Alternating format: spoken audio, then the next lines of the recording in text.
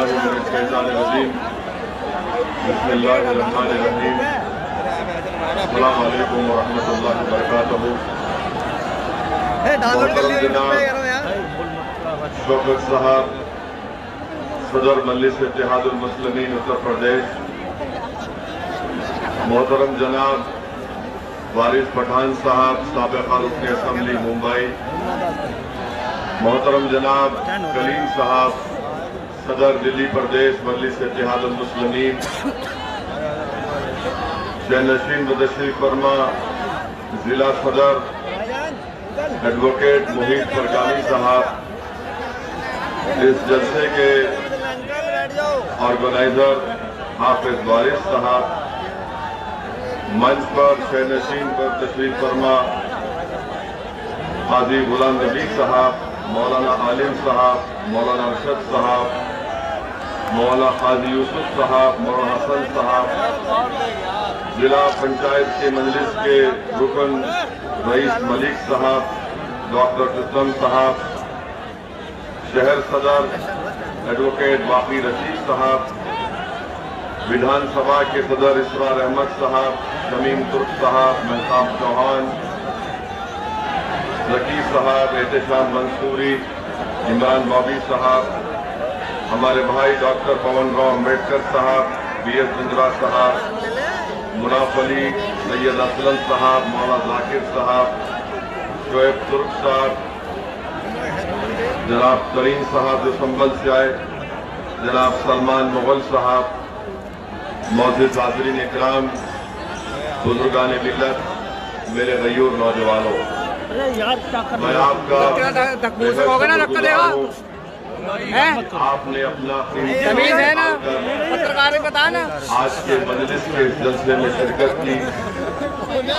आपने मुझसे खबर मजलिस के मौजूद कायदीन की तकारीर को सुना और उन तमाम ने आपको इस बात की तरफ मुतवज्जो किया कि उत्तर प्रदेश की सियासत में मजलिस यही चाहती है कि जिस तरीके से उत्तर प्रदेश में दीगर समाज के लोगों को उन्होंने अपने इत्तेहाद की ताकत के ऊपर उन्होंने मिलकर अपने नेता को बनाया, अपने उत्तर प्रदेश की सियासत में अपना हिस्सा मिला।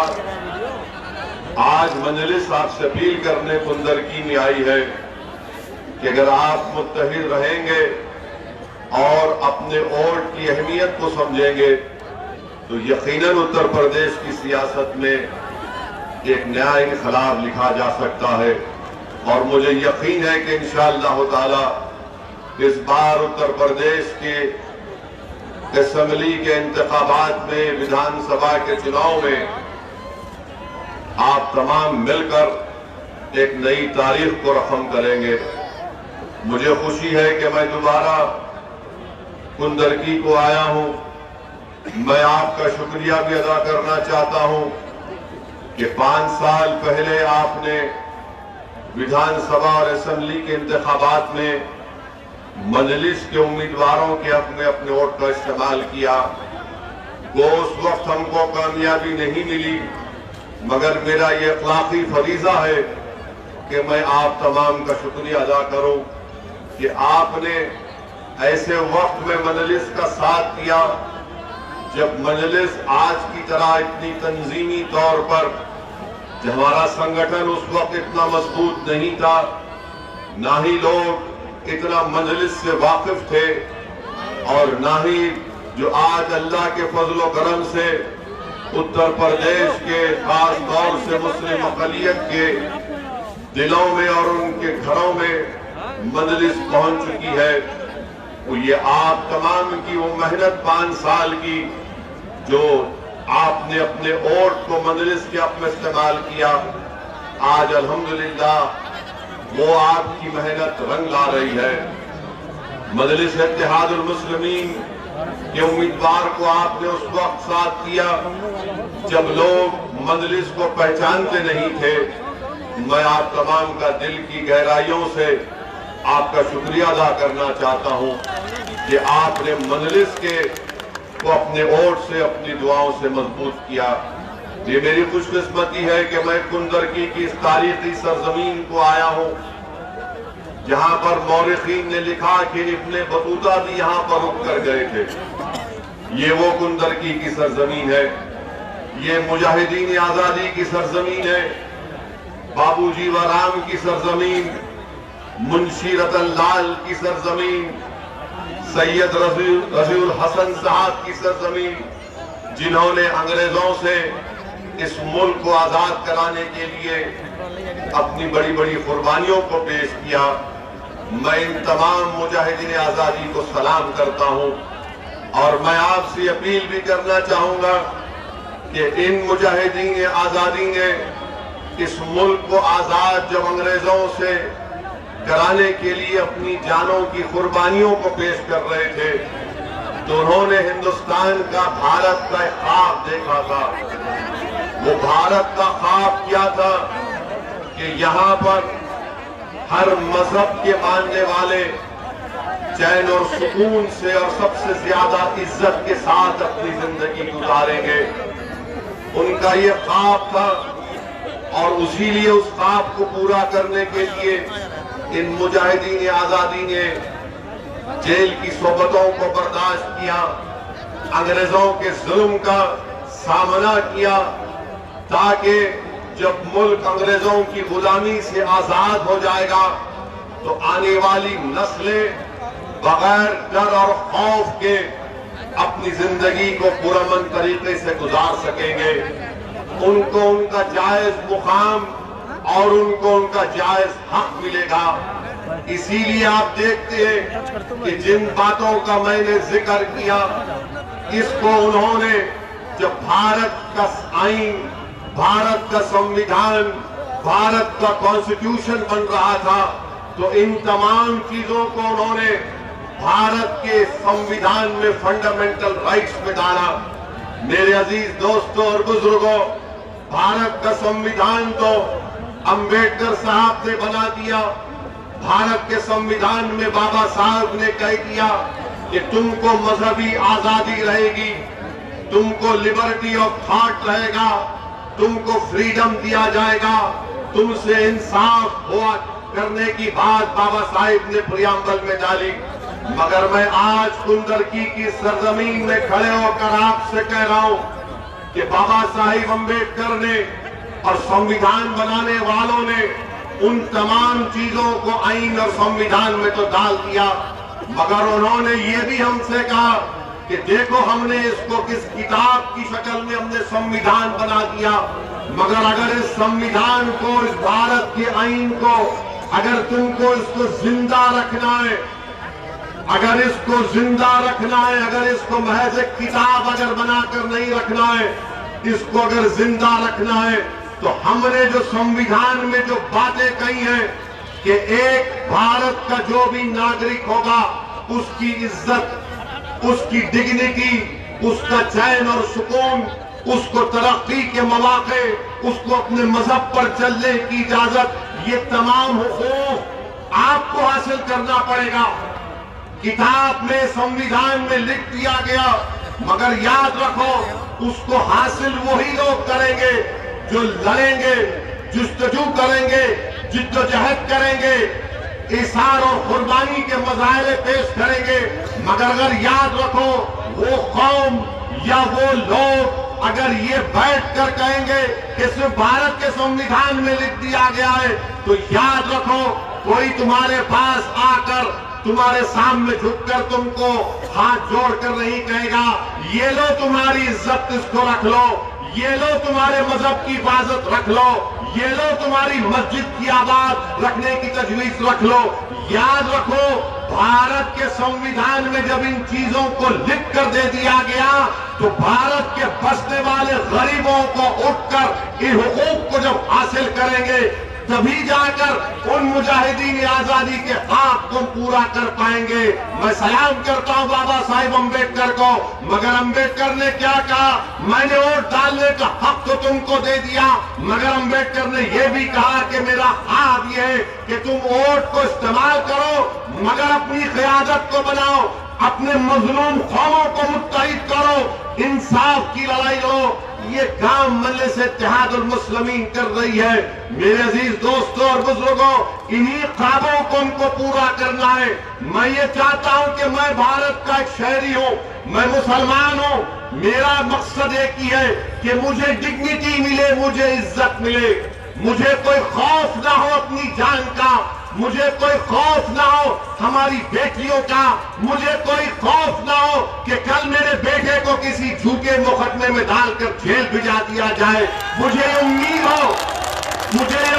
हो कि मेरे बच्चों के लिए स्कूल मिलेगा, मुझे ये उम्मीद है, मुझे यकीन है कि हमको इन तमाम चीजों को हासिल करना है।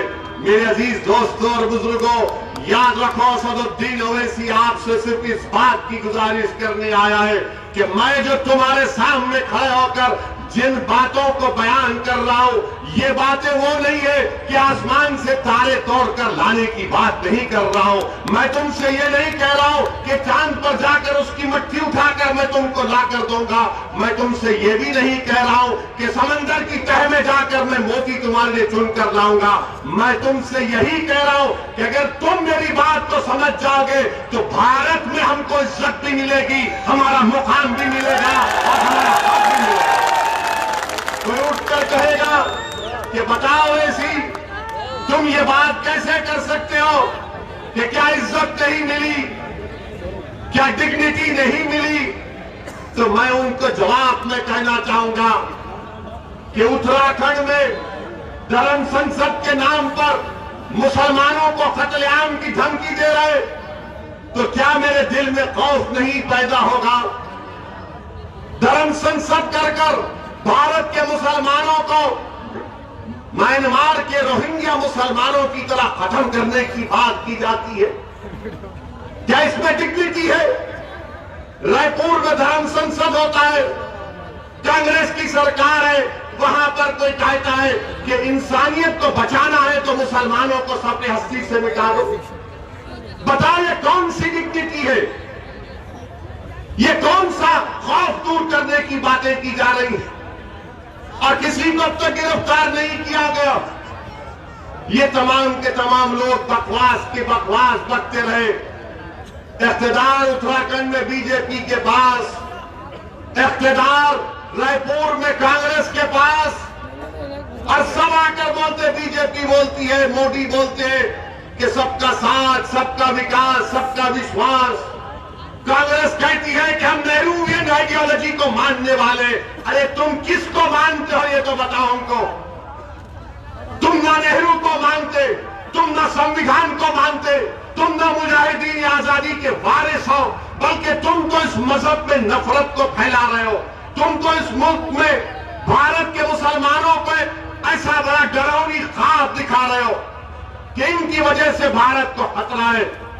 कि इस तरह की गुफ्तगू उत्तराखंड में हुई, कितनी पार्टियों ने एहतजाज किया? क्या कांग्रेस ने एहतजाज किया उत्तराखंड में? क्या समाजवादी पार्टी के लोग अपनी लाल टोपी पहनकर निकल कर आए? क्या रायपुर में कांग्रेस की हुकूमत ने उस तरह का फंक्शन करवाया? खुद हुकूमत ने करवाया, जिसमें तमाम बातें की जा रही। और जब मजलिस ये बात उठाती है तो सब के सब कहते हैं कि देखो ओवैसी भड़काऊ भाषण देता है, ओवैसी जज्बात में लाता है। याद रखो, अगर मैं जिंदा हूं तो जिंदगी का सबूत दूंगा, मैं मुर्दा नहीं हूं। अगर सच्चाई को बयान करना भड़काऊ भाषण है तो तैयार हो जा, अल्लाह जब तक जिंदा रखेगा सच्चाई को बयान करूंगा। अगर जालिम को जालिम कहना भड़काऊ भाषण है तो तैयार हो जाओ, अल्लाह हमको जब तक जिंदा रखेगा हम कभी जालिम से कॉम्प्रोमाइज नहीं करेंगे, उससे पंजा आजमाई करेंगे।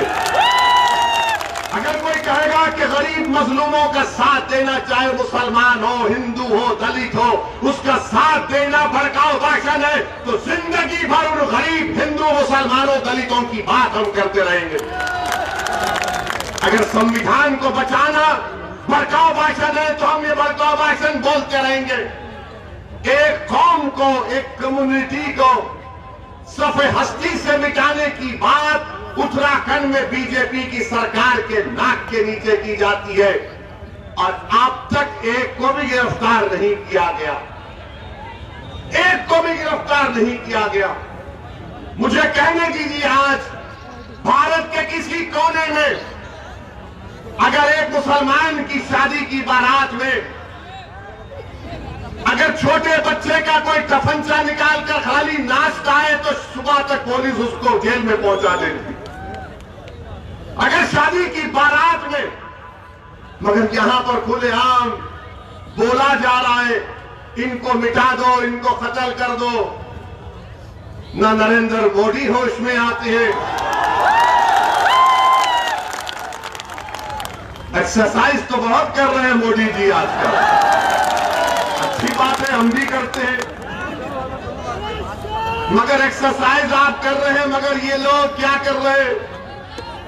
ये कौन से अखाड़े के हैं ये लोग जो भारत के संविधान की धज्जियां उड़ा रहे हैं?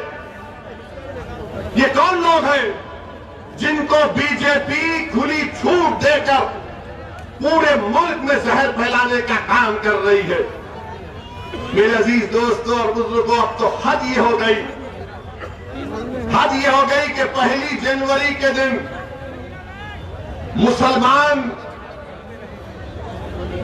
बच्चियां, लड़कियां, हमारी बेटियां, हमारी बहनें जो जर्नलिस्ट हैं, उनकी फोटो लगाकर उनका हर्राज किया गया। उनकी फोटो लगाकर ये तमाम के तमाम मुस्लिम लड़कियां एक से एक काबिल, पढ़ी लिखी है, शरीफ है, नेक है, सोमो सलात के भी पाबंद है, मगर जब वो 16 जनवरी की 1 तारीख को उठकर देखती है तो पूरे सोशल मीडिया पर ये तमाम मुस्लिम महिलाओं की फोटो लगाकर कहा गया, ये लो, इसको खरीदो, ये बिकने के लिए तैयार है। बताओ जालिमों, क्या इसीलिए सरोजनी नायडू ने इस मुल्क की आजादी में हिस्सा लिया था कि मुस्लिम लड़कियों की तुम तस्वीर लगाकर उनकी बोली लगाओगे, उनकी खरीदी की बोली लगाओगे? क्या वो किसी की बेटी नहीं है? क्या वो किसी की बहन नहीं है, किसी की बीवी नहीं है, किसी की मां नहीं है? अरे हद तो ये हो गई, हद तो ये हो गई कि वो जो बदायूं का बच्चा जो जेएनयू से गायब हो गया, उसकी 65 साल की मां की फोटो लगाकर ये जालिम बोल रहे हैं इसको बेचने तैयार है, खरीदो। नजीब की मां की तस्वीर लगाई गई। नरेंद्र मोदी, तुम झूठ बोलते हो, तुम मुस्लिम महिलाओं के दुश्मन हो, दोस्त नहीं हो तुम। अगर आप दोस्त हैं मोदी जी तो बोलिए इस पर।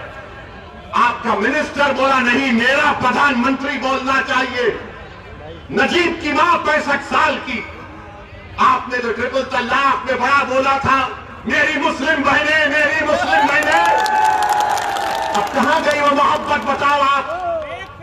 मुझे यकीन है कि शाम के 6 बजे से जितने मीडिया के लोग हैं, असदुद्दीन ओवैसी की एक तकरीर के जुमले को पकड़ के बोलेंगे, आपने भारत के प्रधानमंत्री को दुश्मन कहा।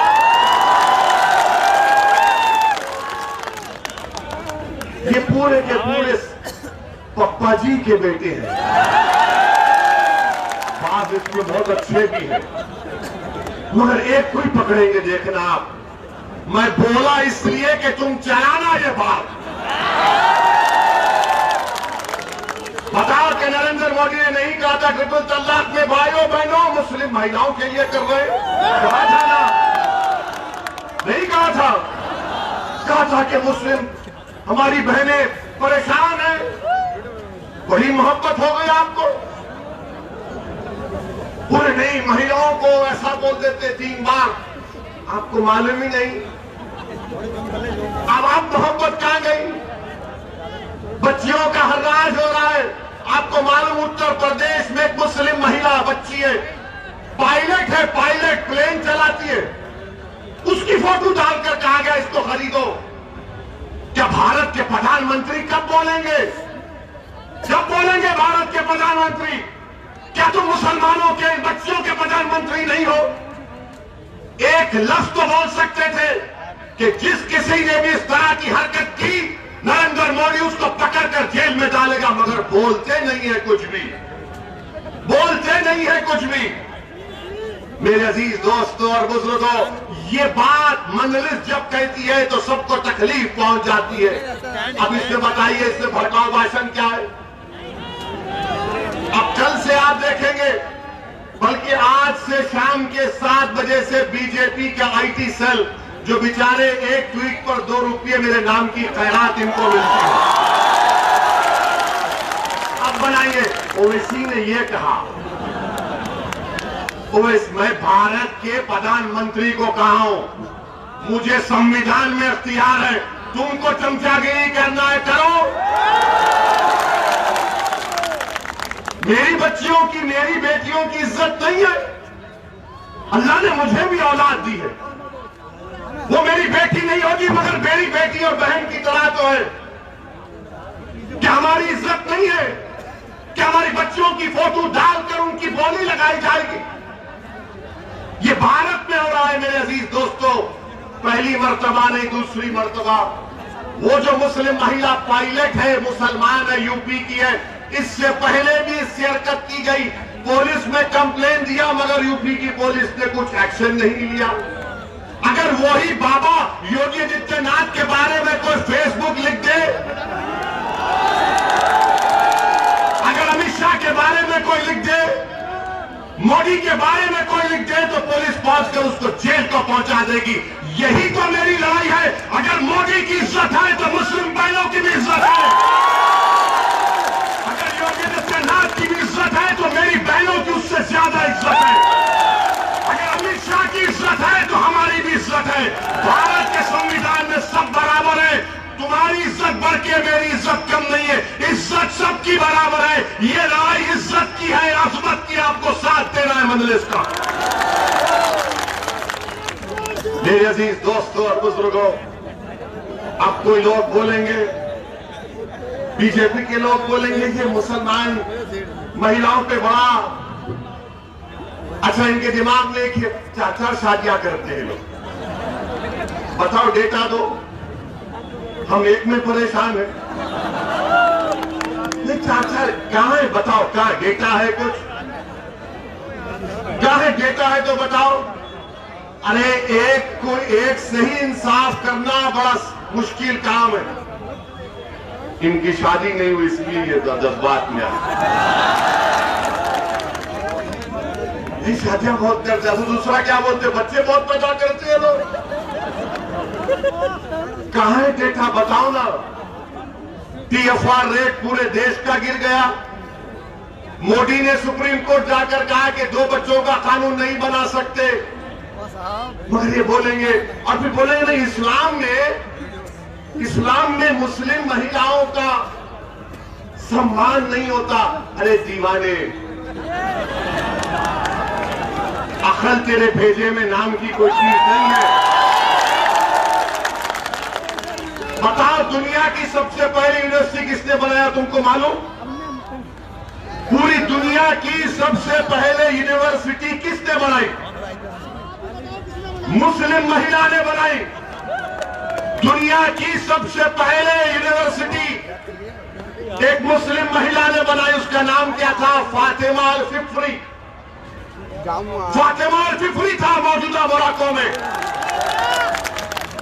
यूनिवर्सिटी बनाने वाली सबसे दुनिया में मुस्लिम महिला। और फिर ये बोलते नहीं, मुस्लिम औरतों को दबाते। तुमको नहीं मालूम, जंगे अहद में फारूक आजम उलमा मौजूद है, पूछ लेना। जंगे अहद में फारूक आजम का ये फरमान है कि या रसूल अल्लाह, मैं अपने अतराफ में अगर किसी को देख रहा था तो नसीबा बिनते काब को देख रहा था। फारूक आजम कह रहे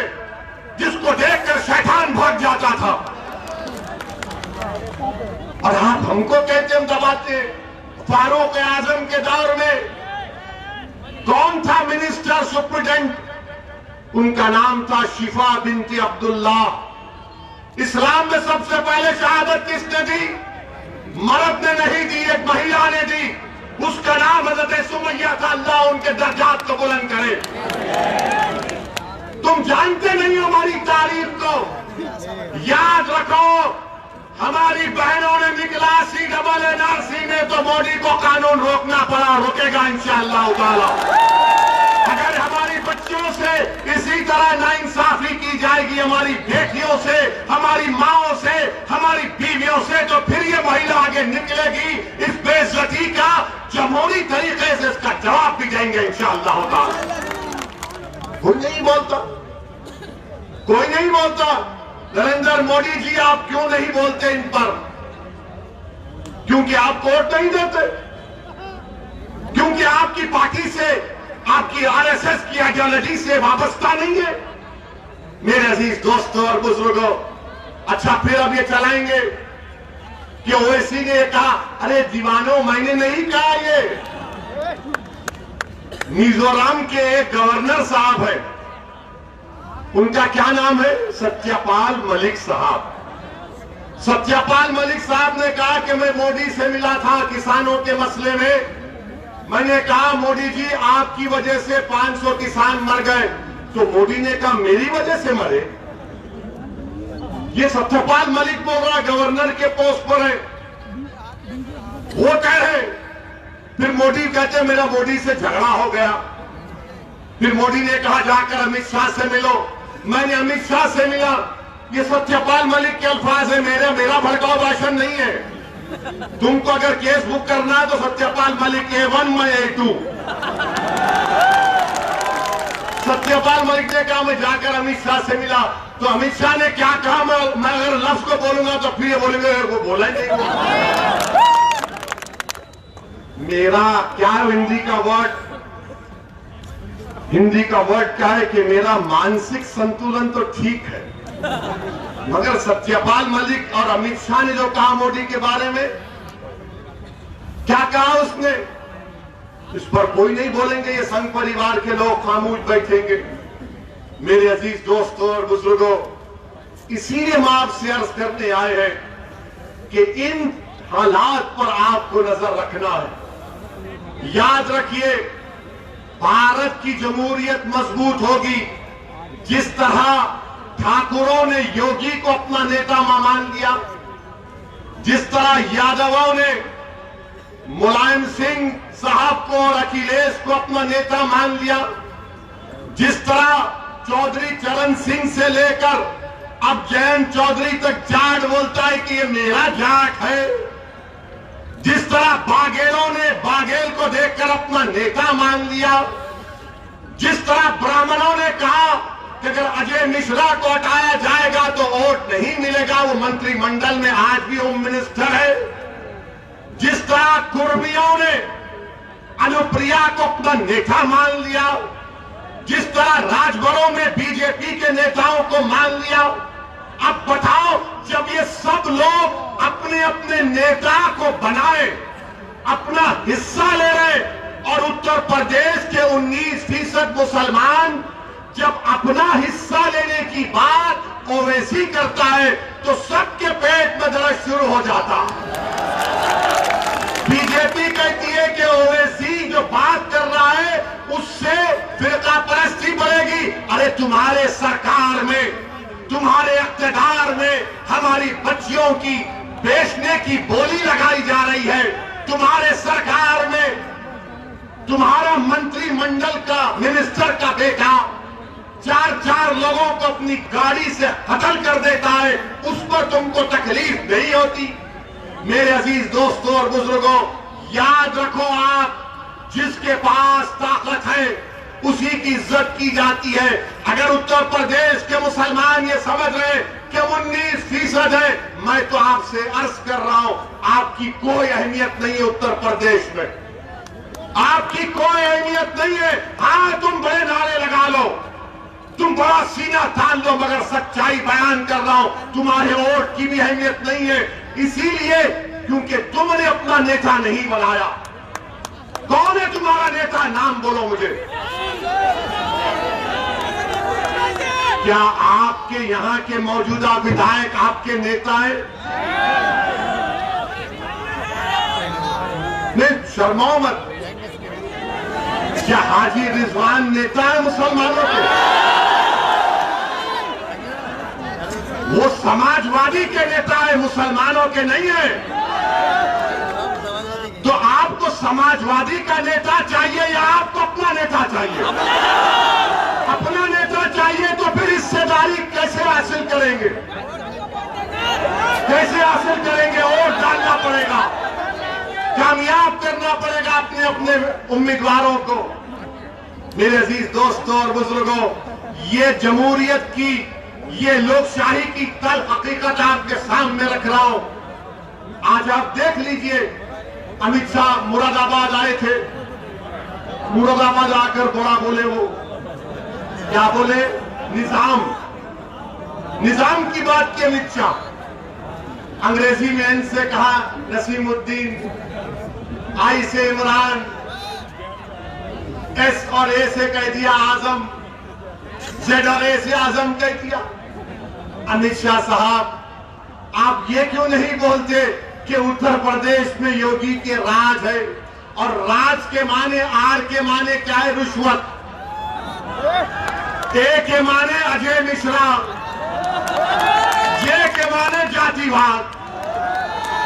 आप निजाम की बात करते और अमित शाह यहां पर उत्तर प्रदेश या मुरादाबाद में आकर गए कि बीजेपी ने विकास किया, व्यापार हुआ और सांस्कृतिक विरासत को बचाया। अमित शाह साहब, ये सांस्कृतिक विरासत क्या हमारी बच्चियों की बोली लगाना है? बताओ। फिर आप कहते हैं कि व्यापार, अरे व्यापार करने वाले, ये मुरादाबाद का जिला है, यहां पर पीतल नगरी कहा जाता है। आपके लॉकडाउन ने, आपके जीएसटी ने, आपके डिमोनेटाइजेशन ने उस कारोबार को बर्बाद कर दिया, लाखों लोगों को बेरोजगार कर दिया। साबुन से लेके बनियन तक जीएसटी आ चुकी है। फिर भी अमित शाह बोलते व्यापार। अच्छा, विकास, कौन सा विकास हुआ अमित शाह? बताओ योगी आदित्यनाथ, बताइए नरेंद्र मोदी।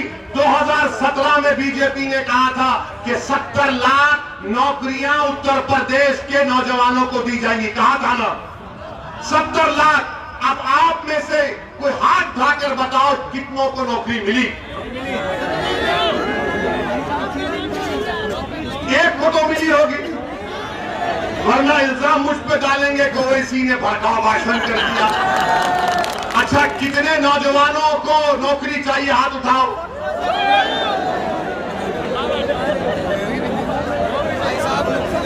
कितनों को चाहिए नौकरी? नीचे रख दो हाथ। अब ये उंगली उठाओ। जब वोट डालने जाओगे, जहां पर बटन देखेगा उसको दबाओ, दबा के। ये बाबा को जब मालूम होगा, 70 लाख नौकरियों का वादा किए।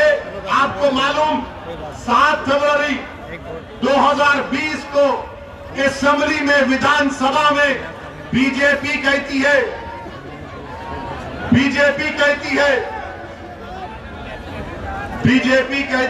विधानसभा में कि उत्तर प्रदेश में 33 लाख नौजवान रोजगार की तलाश में। कितना झूठ बोलेंगे मोदी और योगी? आप 6 लाख लोगों को नौकरी देने की बात करते, आपने 70 लाख कहा था। नौकरी की बात नहीं करेंगे, किसकी बात करेंगे? निजाम की बात करेंगे, पलायन की बात करेंगे। अरे गरीब बच्चों को नौकरी क्या दी तुमने, बताओ? उसका कोई जिक्र नहीं होता। अमित शाह ने विकास की बात की। मेरे अजीज दोस्तों और बुजुर्गों, उत्तर प्रदेश में मुरादाबाद डिवीजन में एक भी गवर्नमेंट यूनिवर्सिटी नहीं है। 6 जिलों में एक यूनिवर्सिटी नहीं है, और यहां के 6 जिलों के बच्चों को बरेली जाना पड़ता, दिल्ली जाना पड़ता। अमित शाह कौन से विकास की आप बात कर रहे हैं? और फिर यहां पर इसी जगह पर आपने ये बात कही थी कि डिग्री कॉलेज चाहिए बच्चियों को कुंदरकी में। डिग्री कॉलेज आया? आपके विधायक से जाकर पूछेंगे तो वो बोलेंगे मैं क्या कर सकता हूं। अच्छा रोड तो बना देते, ये रोड तो बना देते, इसमें खड्डे नहीं है, इसमें खड्डे हैं ना बाबा किए ना विधायक साहब किए। अब दोनों मिलके बोलेंगे नहीं, ओवैसी की बात का यकीन मत करो, वो जज्बात में लाता है लोगों को। मेरे अजीज दोस्तों और बुजुर्गों, फिर आप ये भी देखते हैं कि हम पर इल्जाम लगाने वालों, जरा ये तो बताओ कि डीजल और पेट्रोल इतना महंगा क्यों हुआ? डीजल महंगा होने से ट्रांसपोर्ट का कारोबार, डीजल महंगा होने से ट्रांसपोर्ट का कारोबार ठप होकर रह गया, मगर बीजेपी को उसकी फिक्र नहीं है। प्रधानमंत्री बोले देखो मैं तो फिट हूं ना, एक्सरसाइज कर। प्रधानमंत्री माशाल्लाह बहुत फिट है, हम जानते हैं, मगर नौजवान भारत का अनफिट हो चुका है। नौकरी नहीं है, पेट्रोल डीजल की कीमतें आसमानों को छू रही हैं। और फिर आप देखते हैं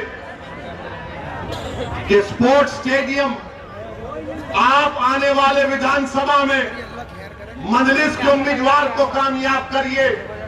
जो ये रेलवे स्टेशन के पास जमीन है, मजलिस का विधायक कामयाब होगा तो मैं आपसे वादा कर रहा हूं कि उस जमीन पर इंशाअल्लाह ताला स्पोर्ट्स का स्टेडियम मजलिस का विधायक बना।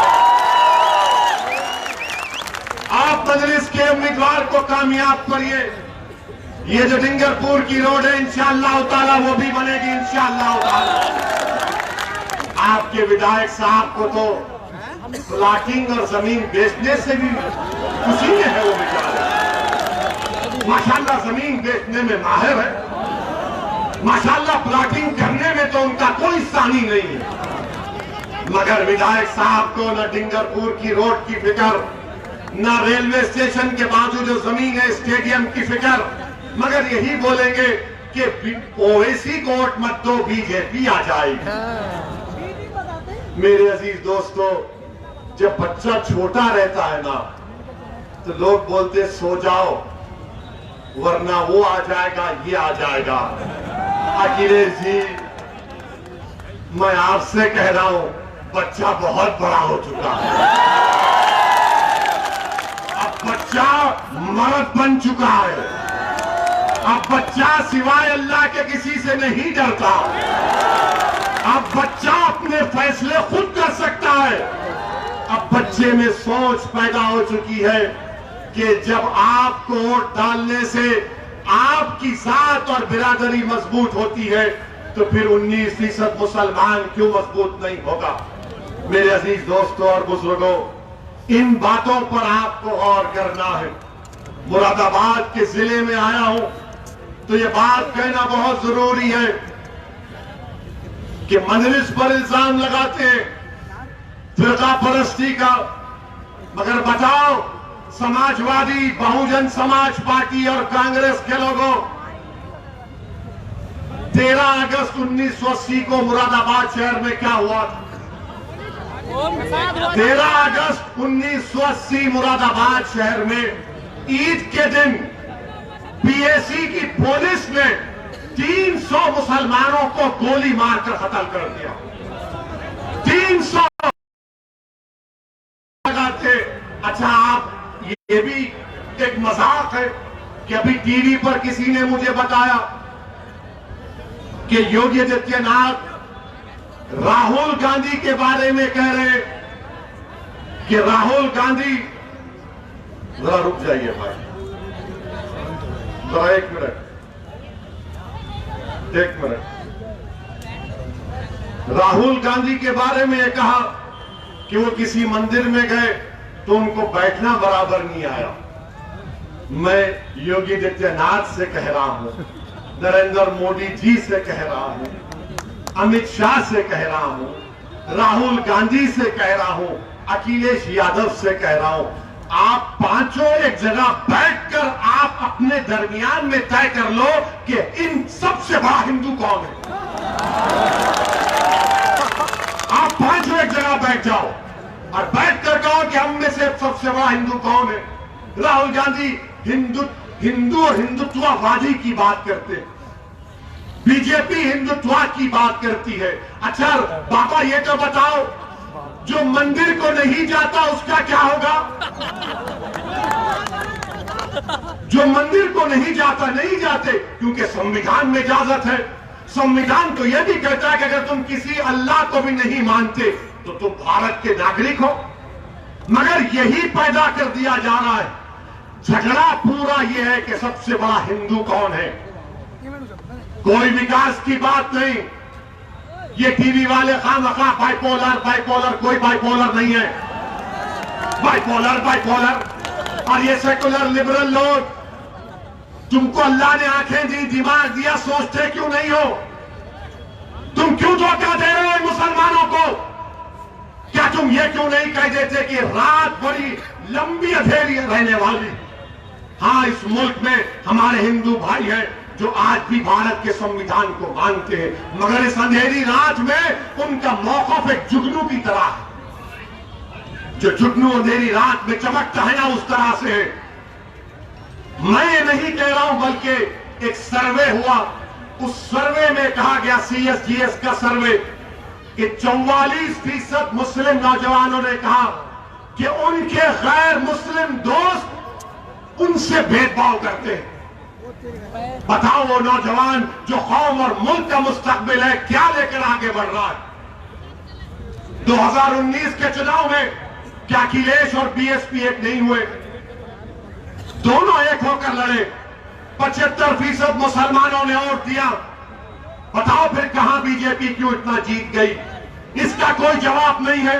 मगर ये अपने आप को सेक्युलर और लिबरल कहने वाले लोग जो हर टीवी चैनल पर बैठ जाते हैं, इनको एक लिफाफा मिलता है, उस पर शुरू हो जाते। जब हम मुसलमानों की हिस्सेदारी की बात करते हैं तो इनको लगता है कि MIM पार्टी लड़ाने की बात कर रही है। मैं लड़ाने की नहीं, मैं जोड़ने की बात कर रहा हूं। मुझे मेरा हिस्सा मिलेगा, जैसा कि ब्राह्मणों को मिला, ठाकुरों को मिला, यादवों को मिला, कुर्मियों को मिला, वाघेलाओं को मिला, राजभरों को मिला, निषाद को मिल रहा है। बताओ फिर मुसलमान को क्यों नहीं मिलेगा? और मुसलमानों का प्रॉब्लम यह है कि इलेक्शन लड़ने के लिए जो लोग आते हैं वो बड़े दौलतमंद होते हैं। वो जब जीत भी जाते हैं तो उनको मुसलमानों से मतलब नहीं रहता, उनको अखिलेश की नाराजगी से मतलब रहता है, उनको बहन जी की नाराजगी से मतलब रहता है, उनको राहुल गांधी के आगे चापलूसी करने से मतलब रहता है। बीजेपी के पास तो खैर वो कभी मुसलमान को टिकट भी नहीं देंगे, क्योंकि बीजेपी के 300 MP में एक भी मुसलमान MP नहीं। मेरे अजीज दोस्तों और बुजुर्गों, ये मेरी आपसे गुजारिश है कि आप मुत्तहिदा तौर पर अपने वोट का इस्तेमाल करिए। मजलिस का जो उम्मीदवार होगा आप उसके हक में दुआ करिए, उसको कामयाब करिए। अपने वोट से कुंदरकी में अपने विधायक को बनाइए।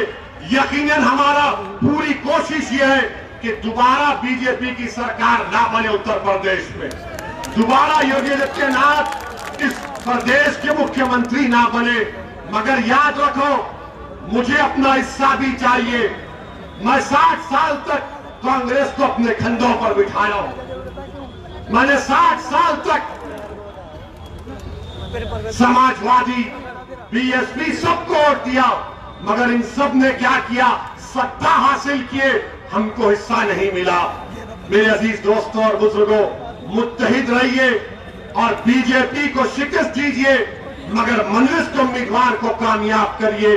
जो लोग बोलते हैं ना कि ने एक होकर वोट दो, अरे हम तो एक होकर ही वोट दे रहे हैं। क्या 2019 में 75% मुसलमानों ने वोट नहीं दिया? आप क्यों एक नहीं होते? आपने तो मोदी को अपना नेता बना लिया, आपने तो योगी को अपना बेटा बना लिया, आपने शाह को गले से लगा लिया, और जब ओवैसी आकर हिस्सेदारी की बात कर रहा है तो कह रहे नहीं नहीं बीजेपी आ जाएगी। अरे बीजेपी आ जाएगी, बीजेपी नहीं भी आ सकती है इंशाअल्लाह ताला। और बीजेपी नहीं आएगी उत्तर प्रदेश में, कौन लड़ेगा बीजेपी से? मजलिस को मौका दीजिए, अपने वोट का सही इस्तेमाल करिए। अस्सलाम वालेकुम।